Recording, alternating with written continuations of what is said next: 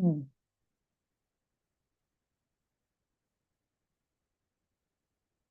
Hi, everyone. This is Christine Thompson, lead agent on the CT team, and I'm here to share with you another update for the real estate market. And if you have any questions about everything that you're hearing on NAR, put them in the chat,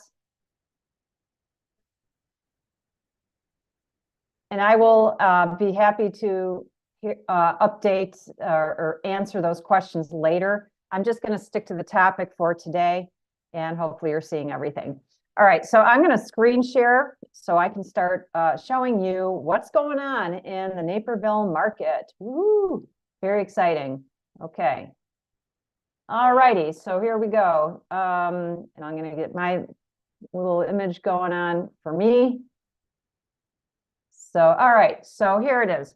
So we've got this is just my contact information in case you want to see what the heck is going on here. That's my cell phone number. You can call or text it. You can also email me at ctteam@bairdwarner.com, or feel free to go to our website and you can reach out to us that way as well. Okay. All right. So the first screen, this was in February, what I reported. And this is just overall information about what's happening in the Naperville market for detached homes. Just trying to keep the numbers a little cleaner for you. So we saw 134 new homes came on the market in February. There were 78 private listings. Gosh, if you don't know what those are now, then you really need to work with an agent.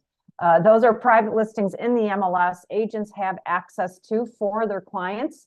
So please give me a call if you want more definition on that, but they are available to buyers. They just aren't available on the internet. So if you go to Zillow or Realtor.com or any of those other sites, you are not going to see the private listings. So I highly recommend you work with a broker. There were only 7 price changes in February, 72 closed and 89 went under contract. Take your mental snapshot of this. I'm taking it myself. So we can see in March, slightly up for new properties. What's private, sorry, the internet is slow here and it's not processing this graph quick enough, but at least we have the numbers.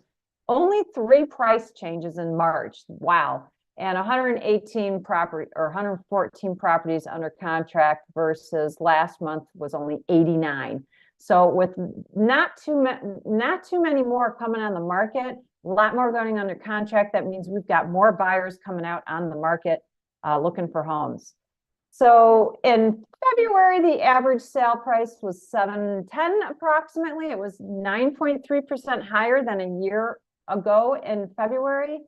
For March, the average is $717. The number has ticked up and it's 11.2% higher than March of 2023. So the numbers are up. I know there's still a handful of you buyers out there that think, well, prices have got to go down. Could well, let's take a look at the long history here. Like, how much is going on there? A lot. I haven't seen any price drops. Maybe there was just a tiny little blip here in 2023 because of rates, but buyers decided, skip the rates. Well, as the saying goes, date the rate, buy the home. And that's what buyers have decided to do. So the economy has not changed the values or brought the values down. Average market time in February was 39 days for a house to be on the market before going under contract, and it went down a day. There's always a little bit of skewing in these numbers in case it's not really reflecting exactly the date that an offer is made. There are days or a week could be lost with multiple offers coming in and juggling those before an agent is putting it in there as under contract. So I would gather it's actually lower than 38, but we're going to stick with that number because it's apples to apples to the last month. How many showings does it take for a house to go under contract? So in February, it took 25 showings, and we like to remember in 37 days or 38 days, right? So 25 showings in 38 days versus 24 showings in 37 days. So It's getting a little bit quicker. What I really like to pay attention to is that very early graph where it showed for very little new listings coming on the market, a lot more went under contract. That's a really nice reflection of what's happening in the market. Okay, that's not generating, but I did look at this graph.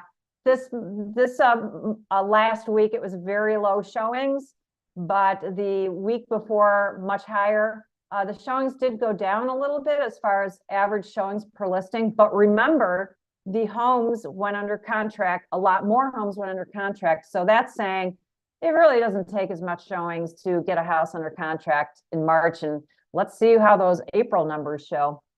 All right, this is showing basically what's the temperature of the market. Is it hot or is it cold for sellers? And it's saying it's a strong seller's market. And for April, it went up and notched up 1 point. So still a strong seller's market. I bet when we do this in the beginning of May, this is going to notch up even more. April's going to be a really fun month. Okay, so mortgage rates, I like to focus on the 30-year fixed. That was 7.31 the beginning of March, and now it's 6.96. So we have broken 7%. We are in the sixes. This is an average. You may get a better rate. I would suggest that you talk to your lender so that way you can get the right price. Okay. Okay, this is just some fun stuff I like to talk about so that way you know if you're thinking of selling your house, a couple of tips, okay? What kind of things should you be thinking about? Number one, for outdoor appeal. This is talking about what you should be doing outdoors to get your house ready on the market. The most important one, and actually the easiest, unless you got a real jungle going on, is take care of your lawn.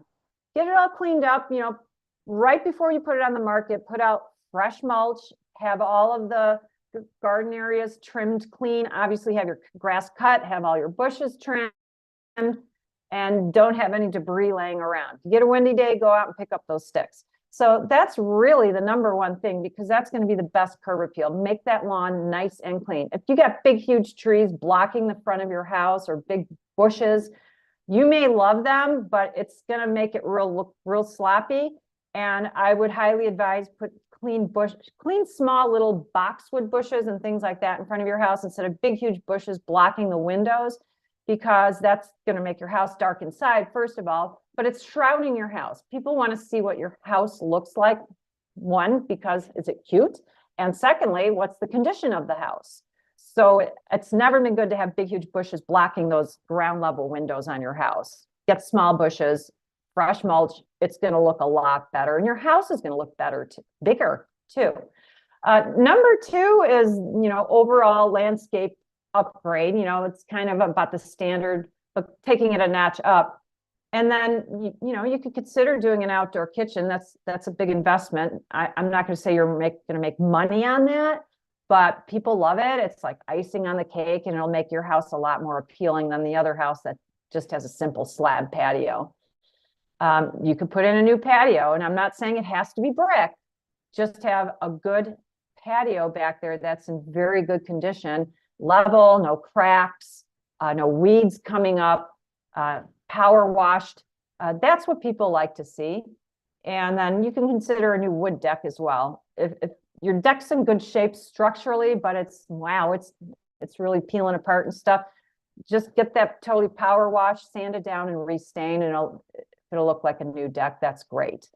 Okay, so my contact information, I'm just going to let you know, if you scan this QR code, it will bring you to this page, and you can just plug in your address and find out what your house is worth.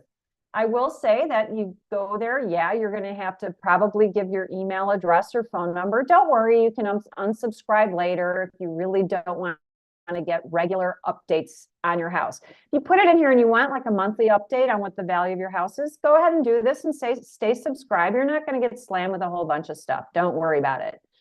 And it's a way for you to have an account, and you can reach out to me anytime. All right, or choose not to, and you can just call or text me at this number. Let's see here. Sorry, it's not moving to the next phase. So I will just stop sharing. And you've got my number right here, 630-481-6211. That is my cell number. You can call or text. You will get me directly, or you'll get my lead agent, John Wazalowski, on our CT team. He's excellent, been working actually more years than me, so you couldn't get any better than that. Or you can reach us at our website, ctteam.bairdwarner.com. You don't have to register to go to our website. All right. Thank you so much for watching. I hope you're having a great day. And again, if you have any questions about everything that's happening with the NAR settlement regarding buyer agency and commissions and all that, I'm all over it. And I'm happy to talk about it with you, but everyone has different questions about it. So I encourage you to give me a call or a text with your questions. And I promise you, I will get back to you and give you the real deal on what's going on. Watch out for all the media information. There's a lot of misinterpretation about what's happening on Capitol Hill. Okay. Thank you for watching. And I look forward to hearing from you and answering all of your questions. You have a great day. Bye-bye.